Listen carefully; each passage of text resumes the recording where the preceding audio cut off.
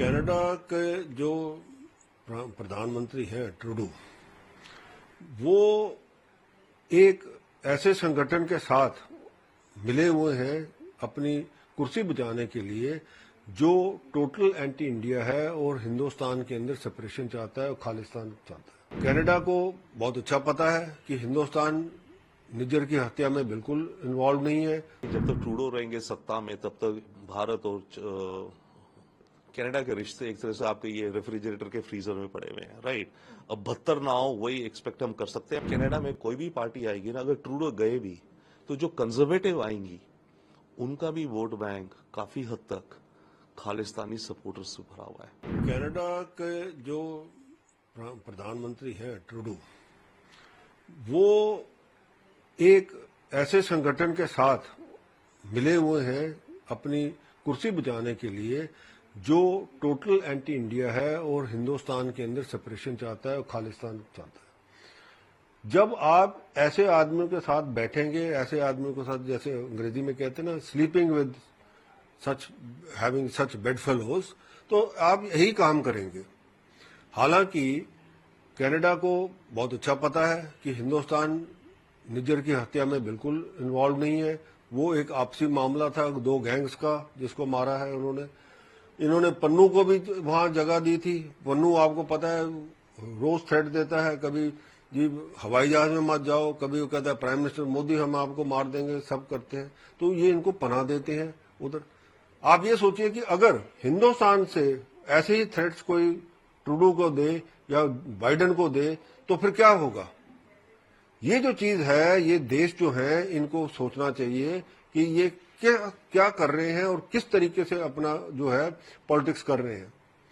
हिंदुस्तान ने आज तक किसी भी मुल्क में किसी की हत्या के लिए कोई ऐसा हुक्म नहीं दिया किसी को।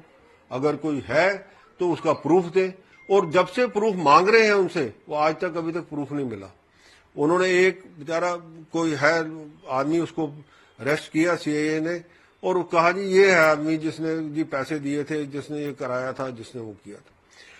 तो बेसिक चीज ये है कि ट्रूडो जो है वो अपनी कुर्सी बचाने के लिए ये सारे बयान देता है। जब तक ट्रूडो रहेंगे सत्ता में तब तक भारत और कनाडा के रिश्ते एक तरह से आपके ये रेफ्रिजरेटर के फ्रीजर में पड़े हुए हैं, राइट। अब 72 ना हो वही एक्सपेक्ट हम कर सकते हैं, बट जिस हिसाब से ट्रूडो एक्ट कर रहे हैं वो तो और भी गिरेंगे। वन सेकेंडली, यस, ट्रूडो अभी काफी कमजोर कंडीशन में है। इनफैक्ट हो सकता है अपनी पार्टी के अंदर इनको बदल दिया जाए, या हो सकता है कि जब इलेक्शन हो, जल्दी हो जाए इलेक्शन और ऑपोजिशन पार्टी सत्ता में आ जाए, कंजर्वेटिव्स। परंतु एक बात मेरे विचार से हमें ध्यान रखनी चाहिए, कनाडा में कोई भी पार्टी आएगी ना, अगर ट्रूडो गए भी तो जो कंजर्वेटिव आएंगी उनका भी वोट बैंक काफी हद तक खालिस्तानी सपोर्टर्स से भरा हुआ है।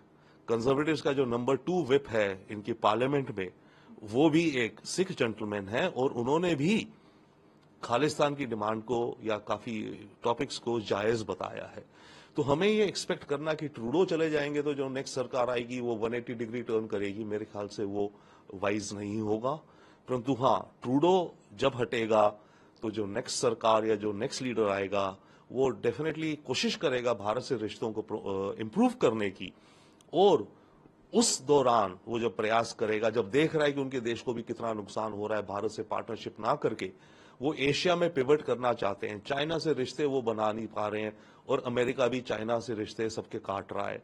तो कनाडा के पास बड़ा पार्टनर कौन बचेगा? इंडिया ही तो है। तो कनाडा को कभी रियलाइज करना पड़ेगा कि भारत से रिश्ते नॉर्मल करने हैं। परंतु ट्रूडो के बाद भी जो भी आएगी पार्टी, इनकी या दूसरी पार्टी, और जो भी लीडर आएगा वो भी कुछ हद तक, काफी हद तक खालिस्तानी एलिमेंट्स का सपोर्टर रहेगा।